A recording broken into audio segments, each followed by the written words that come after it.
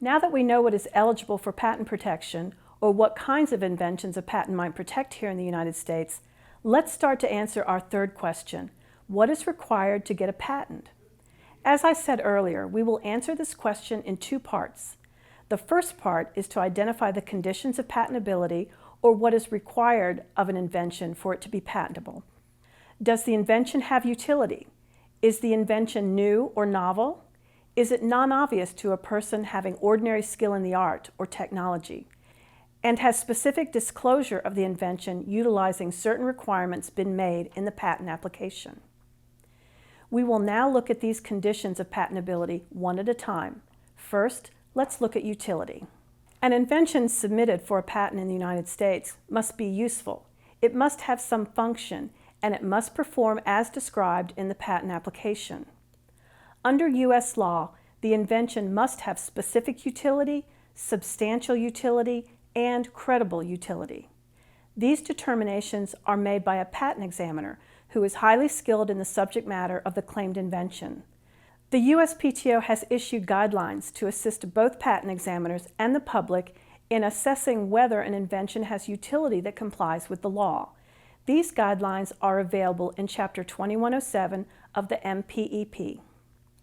We have also referenced the pertinent law where patent utility is discussed, 35 U.S.C. or United States Code, Section 101, and you will find a link to that section of the law and the MPEP at the end of this presentation.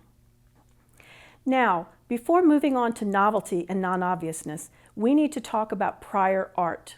To determine if an invention is novel or new and non-obvious, a comparison of the claimed invention with the prior art is required.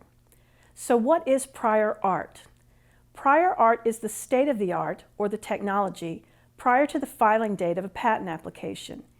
It is used to determine whether an invention is patentable or not, and consists of the body of published information or prior existing disclosures of the relevant field of technology claimed in the patent application made anywhere in the world.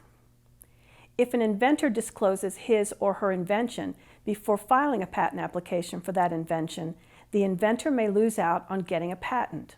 Disclosure of an invention can be made in many different ways. For instance, sale of the invention, exhibiting the invention at a trade show, or an oral disclosure made anywhere in the world, such as discussing an invention in a paper presented at a conference. However, in the United States, the law provides for a 12-month grace period.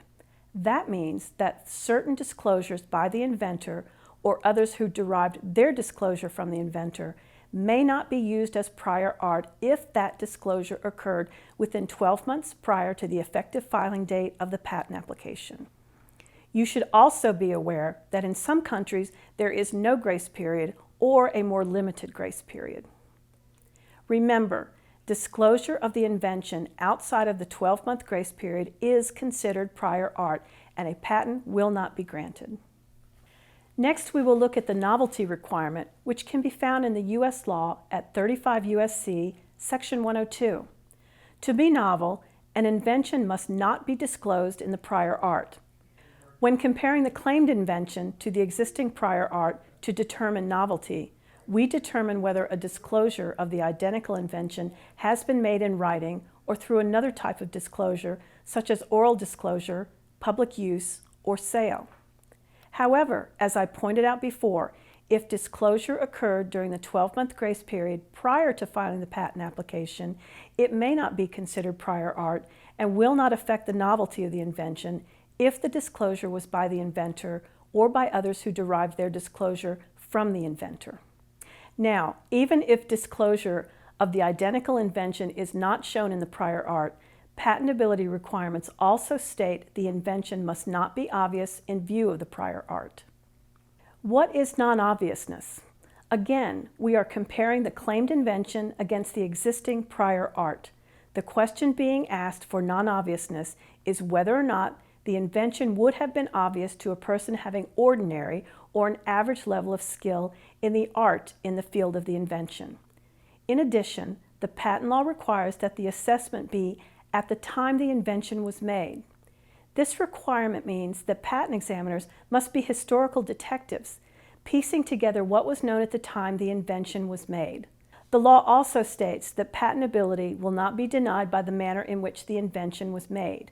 That means that the assessment of obviousness does not depend on whether the invention took 10,000 hours to develop through trial and error or was developed relatively quickly as a result of a flash of genius. The key is whether the differences between the claimed invention and the prior art are non-obvious, even if the invention is not identically disclosed and considered novel. We learned earlier that a patent grants an inventor certain rights to their invention and for a limited time the right to exclude others from making, using, selling, or offering for sale the invention throughout the United States or importing that invention into the United States. In exchange for a patent, the inventor is required to make sure that the claimed invention is communicated or disclosed to the public in a meaningful way. A patent application is required to have specific information as to ensure that anyone skilled in the art or technology of the invention is able to make and use the invention. In the disclosure, the specific information of the manner and process of making and using the invention must be in full, clear, concise, and exact terms so that anyone skilled in the art of the claimed invention can make it and use it on their own. That is, the disclosure must be an enabling and clear disclosure. More information on these requirements of written description and enablement can be found in 35 U.S.C. Section 112 and in the MPEP. We have now reviewed many of the critical statutory requirements that must be met to receive a patent grant in the United States.